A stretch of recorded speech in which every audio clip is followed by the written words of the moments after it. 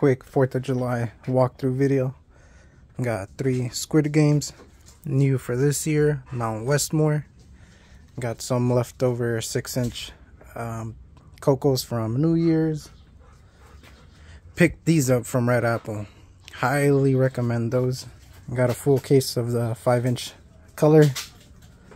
Killer Instinct, Wild Things, Uno, Fire Force, massive cake. Massive cake. Come on over. 2 cases of MTK. Kit of Chroma Shells, 2 Calavera kits. And then of course the 6-inch Earthquake rocket. Then got a little, what is this? Crackers. Saw the photo on it. Decided why not try it out.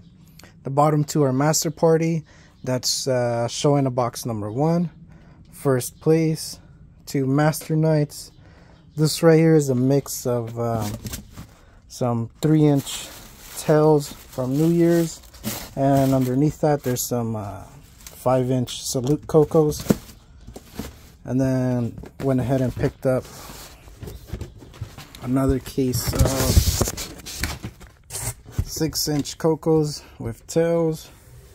So gonna have fun with those. And then had to pick some of these up. 5-inch hitters,